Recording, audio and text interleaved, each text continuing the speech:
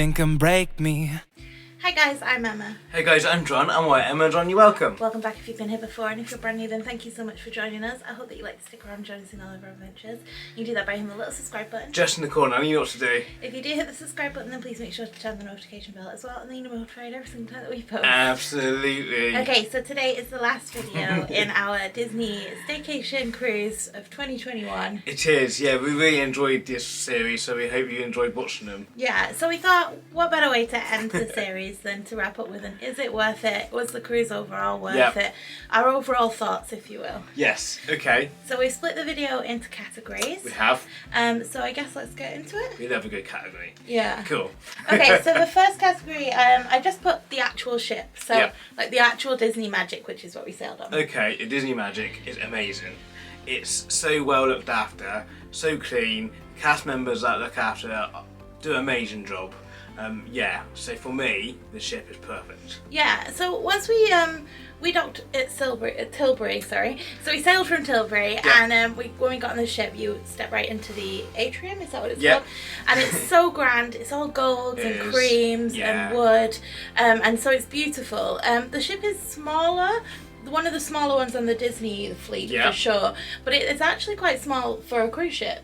It is, yeah. Or like in height at least. I kind of like that though. I kind of like the intimate feel to it. You get to know the cast members a lot more, I suppose. We've only done one Disney cruise, but it felt like you get to know them and they get to know you. What's lovely. Yeah. So each of the different areas of the ship, or in my opinion, or the way we found it, so each area has kind of a theme, and you really are immersed in like the different areas. So my favourite example for this would be O'Gill's. Okay, You step into O'Gill's and you literally could be in an Irish pub. You really could, yeah. Which I think is really cool. Like the nightclub, like Fathoms felt like a nightclub, Keys felt fancy, you know, the same with the restaurants. So I think that's really cleverly done. Absolutely, yeah. The theming of the whole ship is amazing. Yeah. But there's certain areas, like you said, just done really, really well.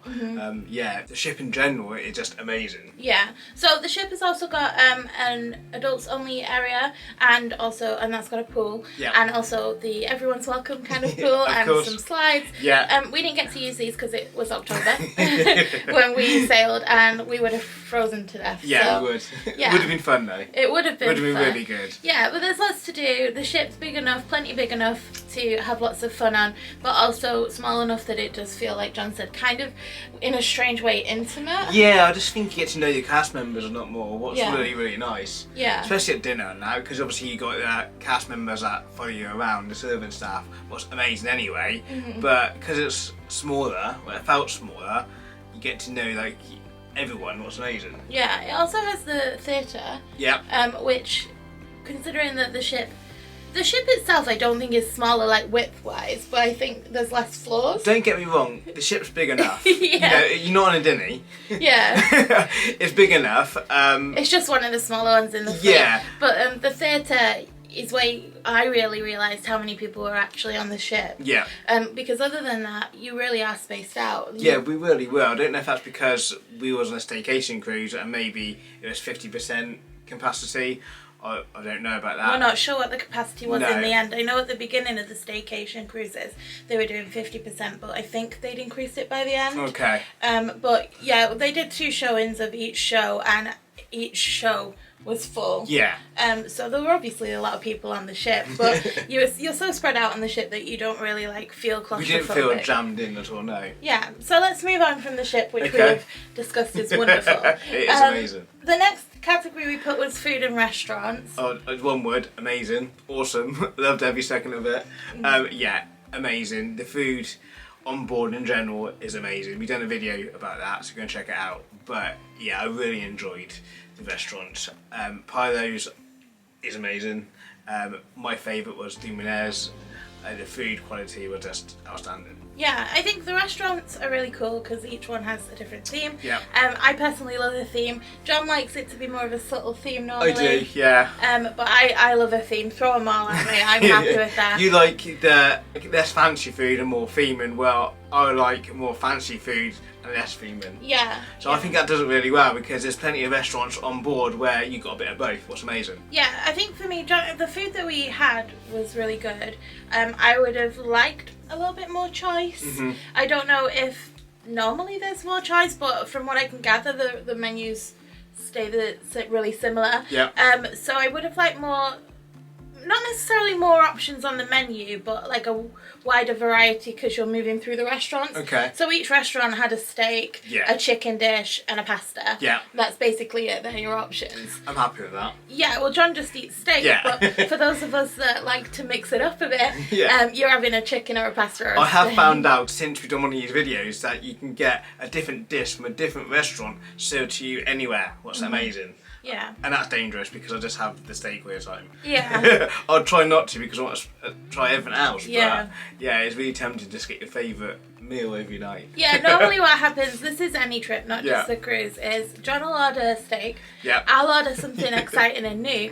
John will try mine and then be jealous. Absolutely. So, yeah. One thing I wish we had have tried and we didn't was Rapunzel's for lunch. Yeah. I saw it on Broadway's Aways vlog yesterday or this week anyway. Yeah. And they went there for lunch and the sandwich that they had was like meat. It was like a deli sandwich, so we didn't do that. But yeah, overall I think the food was great. I just would have loved more choice, but that might just be a me thing, to be honest. Yeah, I mean the food quality, they cooked it so well and the food quality was amazing.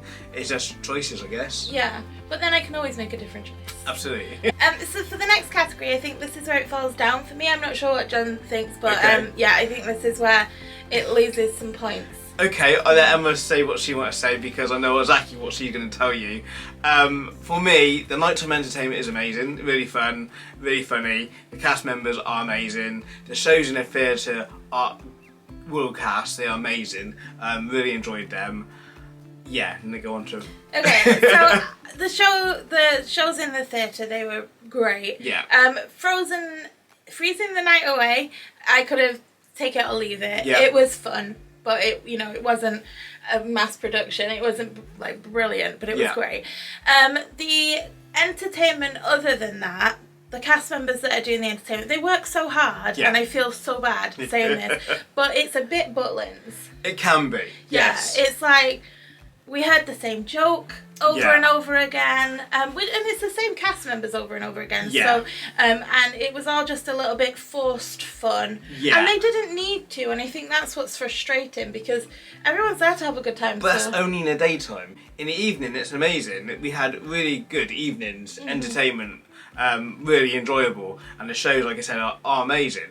It's just the daytime a bit, like Emma said, forced fun. Yeah. Like, if you walk past the bingo and you've done that the day before, they've done the same jokes 2 days in a row and stuff like that. Well, I understand because it must be really, really hard. And normally it might not matter because you don't go That's exactly all it. the time. Yeah, I think if you had the break of going onto land and exploring a port somewhere, so wherever you are, I suppose, and exploring, you wouldn't necessarily go to every single trivia or every single like music quiz or whatever, but because we were on the boat for the entire trip, we were going to every single trivia and every single, and you were seeing the cast members over and over again, and even like the game shows, they were super fun, but you kind of knew how they were going to go, and like I just don't think you would we go didn't to notice it for the first day or two. No. It's only that we met a couple and they stayed on. I mean, it was amazing. They stayed on the cruise when they docked and then done another one. And we started talking and they said, "Oh, you wait until it gets to number 11, bingo call." Yeah. And it's sort of like they knew exactly what was going to happen before. And once you noticed it, it was you hard couldn't to forget unnotice it. Yeah. But overall, I think on a regular cruise, not a staycation cruise, I think I would be giving the entertainment 10 out of 10. But in our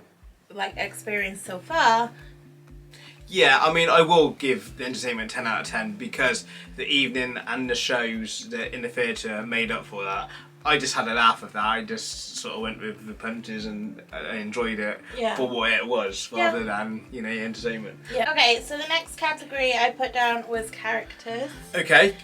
So I went onto the ship with really low expectations of meeting characters, to be honest. I think maybe at the beginning of the staycation cruises, there weren't as many characters out to stop people gathering. Yeah. But so that's what I'd seen. So I was like, okay, we're not going to meet tons of characters. There's going to be huge queues for the ones we do want to meet. Yeah. You know, so when we got onto the ship and we instantly saw Mickey and Minnie, and to be honest, there were tons of characters around. You physically couldn't meet as many as you know, there was more than you could possibly meet. Absolutely. So the queues weren't bad either. No, it wasn't. And I really enjoyed the way they done it. Like, characters were on the stage and you stood in front of them to get a selfie. I really enjoyed that because he thought about it really well. Like, the princess was coming down the staircase and you sort of talked to him from the bottom of the staircase and near the middle. What's amazing. They really thought about that, and I hope they keep that because selfies are great. Yeah, they also had some unusual ones. Or some, like, they had Sarge from Toy Story, you know, the green soldier man. Yeah. All of the princesses. And if you think, like, if you're going to Disneyland or Disney World or wherever to meet a princess, you're going to queue 45 minutes or so. Yeah. And you're going to take especially if you're just like a couple like we are, you're going to take a picture and then you're going to leave. Yeah. But on the ship, there was a queue, but it moves so quickly. Yeah. You're maybe queuing like 10 minutes, if that. Absolutely. And if you hit it right, you're not queuing at all. No, you're not. And I really hope they keep the selfies as well as chatting with the characters, because I think a bit of both is this modern day sort of way you meet characters. I think. Yeah. What's really fun. And they had lots of like, I think we've got video of Daisy and Stitch doing it, but on the balcony area in the atrium, like, Stitch was miming, and he was stuck. That's really fun. Daisy was catwalking, and really sassy. Yeah. Really sassy. But even from that distance, you can still get a picture, and you can still see that it's Daisy, and then like not 100, but like 20 people all at once can get a picture. Absolutely, so. Yeah. I mean, I like it as an adult just to see the characters, take a photo. Oh, that's amazing. Off you go. But I hope they do both, because little ones, you want to, you know, have a chat and have a cuddle normal times, you know, so you need to do both, I think. Yeah, but it was fun. So I think for the characters, I was impressed. I thought that there wasn't going to be very many. So. Yeah, I mean, I was happy the characters we've seen. We wasn't expecting to see many, and we've seen quite a lot. So yeah, I was happy with it. So next up is an overall experience. So how we, in a nutshell, our experience, I guess. It's easy. I loved every second of it. Yeah, considering that we couldn't go to Disney World, it was the best option for us. It's our Disney fix that we needed. We didn't get it for 2 years. So yeah, overall, it was amazing. I'm hooked. What's dangerous, because I'm hooked on Disney cruises as well as Disney World now. That could be money, but yeah, it was amazing. Yeah, I think actually in some ways, this is going to sound so strange, and I don't mean it to, but in some ways a Disney cruise is nicer than Disney World, dependent on the kind of trip that you're after. It could be easier. Yeah, especially for us in the UK, you don't have to fly anywhere, so that's nice. Literally get on the boat and it starts. Yeah, I think for my overall experience, I would say it was super easy. Yep. Even like in the current times, where the thing that shall not be named is around. That was super quick and easy. Yeah. I quite like, so we obviously take camera stuff with us and things like that, but you're getting onto the boat with like a one backpack, and that is it. And you can dump your bag. It just arrives magically at your room. Absolutely. The rooms are nice and big. Yeah. We had a veranda, which was lovely. Yeah, so it was really easy. It was magical. Yeah. Which I was worried it wasn't going to be as magical, because we've done a cruise before and I couldn't really in my head imagine how it would be so much different. Do you know what I mean? Yeah, that wasn't a Disney cruise, that was a P&A cruise, and that was amazing. We loved every second of that as well, until we done a Disney cruise. Yeah, so yeah, I think that's also where me and John differ, because I loved the P&O cruise. I think it's aimed at different people, and I think that's okay. Like, different strokes for different folks, or whatever they're saying. It's like, sometimes you want Mickey Mouse in your face all the time, and sometimes you don't. You know, and I think both of those are okay options, but the Disney cruise specifically, overall, it was very magical. It was amazing. Very enjoyable. It's exactly what we needed. It was our Disney fix that we didn't have for 2 years. It's exactly the shows, the characters, the food. It was all amazing. I know we mentioned about the daytime entertainment. For me, that didn't spoil it at all. That was just something that you noticed and you had fun with that. And yeah, I wouldn't want to say it was brilliant if I didn't feel like it was brilliant. Yeah. But it doesn't take anything away from the It didn't spoil it for me at all, no. Okay, so I guess it's time to answer the question. Was it worth it? 100%, yes. I'll do another one in a heartbeat. Yeah. It was amazing. Like I said, I'm hooked. I'm hooked on the cruise, Disney cruise, as well as Disney World. What could get expensive, but that's it, I'm hooked. Yeah. I think considering that's all we could do, it was a really good option for us, and I'm glad we done it. Yeah, so I also will say yes, but yes, it was worth it, and especially like John just said, we couldn't travel anywhere at the time of booking. I think by the time we went, you actually could go some places. Yeah, or very soon after. Yeah, but when we booked the trip, which was in the summer of last year, or this year? Mm-hmm. It was early on this year. Yeah. We couldn't travel anywhere, so that was one of our only options. We'd also had a refund from a flight that we had booked, so it actually didn't cost us very much, but I think it was around 1,800 total, that we paid, including the refund money. And when you think about that, with all your food, I know you got to pay for drinks, but all your food and entertainment, and in a 5-star luxury hotel, because that's what the cabin was really. It was so comfortable, so clean. For that price, for what you got, I think that was worth it. Yeah, which is why I said, I do think it's worth it. I do want to just say though, if it's just the places that you want to see, then there are other options. Yeah. And they're also brilliant. Absolutely. If you want to go to Norway, for example, there's other cruise line that could take you there. However, you are... For like half the price. Yes, but you're paying for the character. Disney experience. You know, the cast members are amazing. Every single one of them, they are just amazing. They make your trip like they do in Disney World. It's the cast members all the time, you know, from the servers to the bedroom guy, whatever he's called. Mousekeeping. Mousekeeping, yeah. Every single one of them, it makes the cruise. Yeah. Yeah, it just, and the fact that they follow you around to your restaurants, I really like that, because you get to know them, they become friends for a tiny bit of your vacation, and that's amazing. Yeah, that's what you're paying for, in my opinion, rather than cheaper ones that go in the same place. Yeah.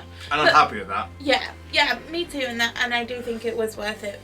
But I think if you don't necessarily need the magic, and you don't necessarily, not that the P&O trip we've been on wasn't magical, but it was lovely. Yeah. If you just want to go to, say, Belgium, or you want to go and see the places that the boat is going to, you're actually, in those cases, not on the boat really enough for it to be worth the money sometimes. That's a valid point. I'm just thinking, you know, Disney, in my opinion, does everything right, and you paying for the Disney files version of that trip. Yeah. So in conclusion, it's expensive, but there was lots of magic, I guess. Absolutely, it's expensive, but Disney's expensive, but Disney can be expensive because they know people are going to do it and they know they can justify it. Yeah. So let us know if you've been on a Disney cruise and if you thought it was worth the expensive price tag down in the comments below. And we hope you've enjoyed this video. We hope you enjoyed our cruise series. If you haven't watched it yet, please go and watch it from the beginning. Yeah. It's a lot of fun. It's amazing.